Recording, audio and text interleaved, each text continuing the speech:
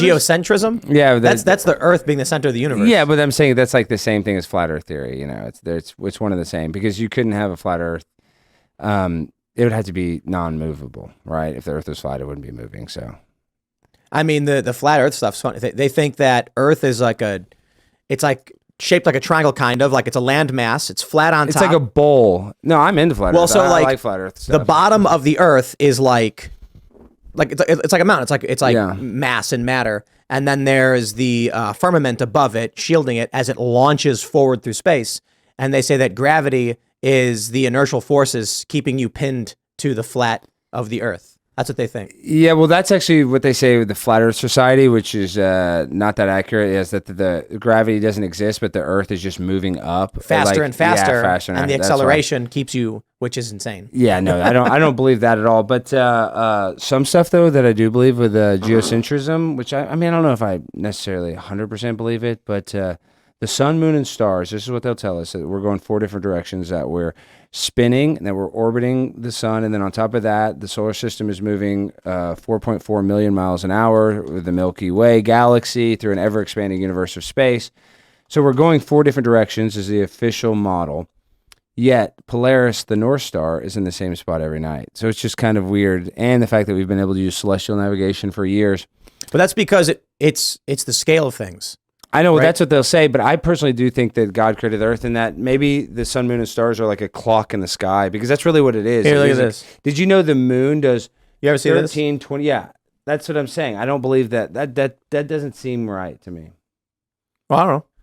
I know that sounds crazy. I don't know I don't think the Earth is flat. I don't know the shape of the Earth, but that I don't think is accurate. Tim, I don't think so. I don't see why not, though. Well, so Polaris, the North Star, is just so far away. That's why it doesn't move yet. We're going 4 different directions. I just, for me... Because our lifetimes are relatively short compared to the speed at which things are moving. Okay. You know what I mean? Like, when you see the plane moving real slow, and that plane's only a couple miles above you. But if you take a picture of the sky, you're going to clearly see star trails, and... yeah, but it does move. You know what the precession of precession of the equinox? Well, that's what they say, that it moves slightly. It is all moving, but like when you see a plane in the sky and it's moving really slow, it's actually moving really fast, and that's only a few miles above you. So now do 50 billion miles, and it looks like it's not moving at all.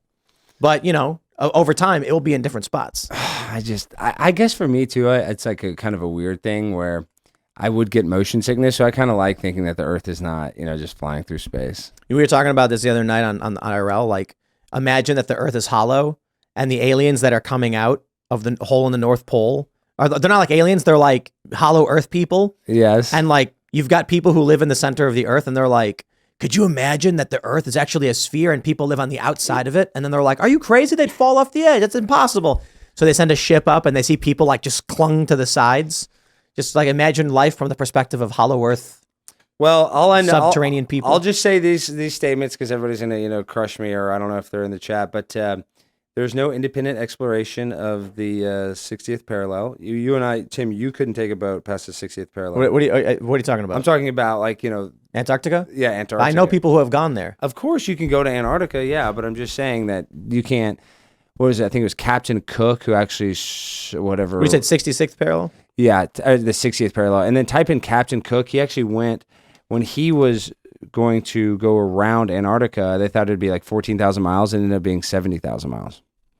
Around Antarctica? Yeah, type in Captain Cook going around Antarctica. So it was just a lot bigger than they say. That's all I'm saying. There's something weird about the second voyage.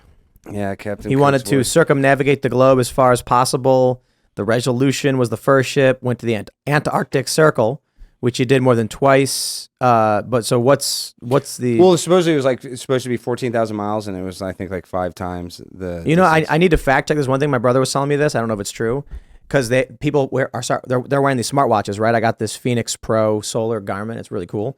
But it tracks your movement when you go for a run, right? Yeah. And so you pull up on your Google Maps data, and it'll show you how you ran throughout the city.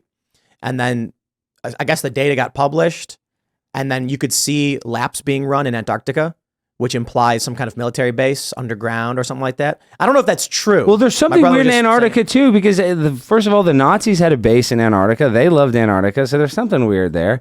Werner von Braun, who started our NASA program, was a literal rocket science for the Nazis. The 60th parallel is north. Oh, no, I'm an idiot. 60th parallel south. Duh. Yeah. So you can't go south below. That means you can't go to Antarctica. That's not true, though.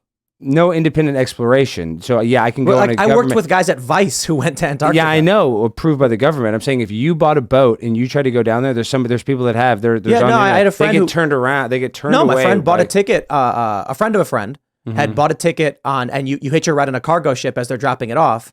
With those, typically what they'll let you do is you can hang out while they're offloading goods for like 8 hours, see the penguins and walk around and people wave to you.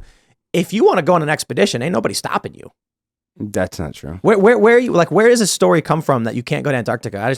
You can go to Antarctica. There's no independent exploration. So if I go to Antarctica, it's government approved. That's funded. Well, no, I would do. Right now. Actually people that are trying to do that. I'll be the first one to go, and then you need to send me to space too. I want to go to the International Space Station. As well. How much do you think we need to get you to traverse Antarctica?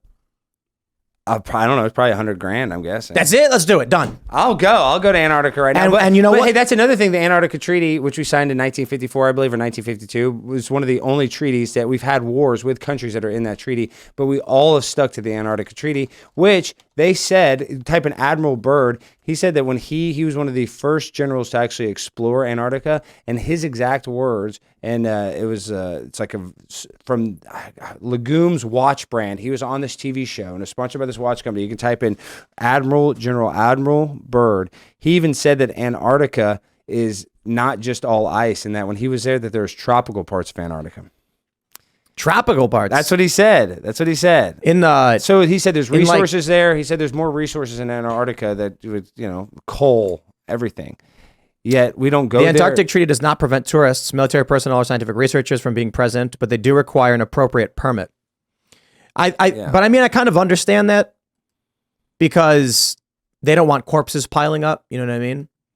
Nah, it's not that. But what do you think is actually going on there? I don't know. I just think something weird is going on in Antarctica. I don't know. I don't claim to ever know answers. I guess I'm a skeptic to a lot of stuff that they tell us. So there's something weird going on. I mean, look at they're in the chat talking about Operation High Jump, but you ought to type in General Admiral Byrd, Operation High Jump, where he talks about how Antarctica was, how vast it was and how many resources it had, and that there was tropical parts of it. So what you're saying is, you need a permit to go. That's the big deal. That is the big deal, and it's not easy just to get that permit. It sounds like you just go to the permit office, but it's not. It's not as easy as you think. You can go there as a tourist. There are people that go, but you couldn't go there with just Timcast doing whatever you want. Vice did it.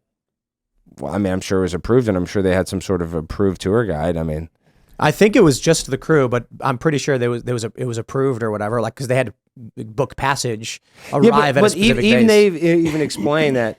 There's parts of Antarctica that's just, not traversable. You just can't move around. They would want to, but they don't have the technology because there's no roads, there's no light. It gets so dark. I think the main issue with getting approval to go there is that it's like a no man's land, effectively. Everybody wants the resources. Everybody wants control. And so there's this standoff, basically. But we should use some of those resources. I mean, why not? I mean, if there's so many resources there, why not? Instead of like having, I don't know, dependent on Saudi Arabia or these other countries, if we could just get it there and it would not hurt the environment. I don't know why we aren't using Antarctica's resources. Yeah, so the UK government says you just need a permit. You can go do whatever you want. Like, not literally whatever you want. You can go with an expedition that you've organized, you're paying for. You just got to, It's not all about Antarctica. I'm just saying there's something weird going on there, Tim. I don't care. You think there's a hole in the North Pole? I don't know. Maybe. We can't fly over the North Pole either. What do you mean? The flights always go around the North Pole. I flew from New York to Hong Kong, and they were like, "There's the North Pole." I think you went to the side of it.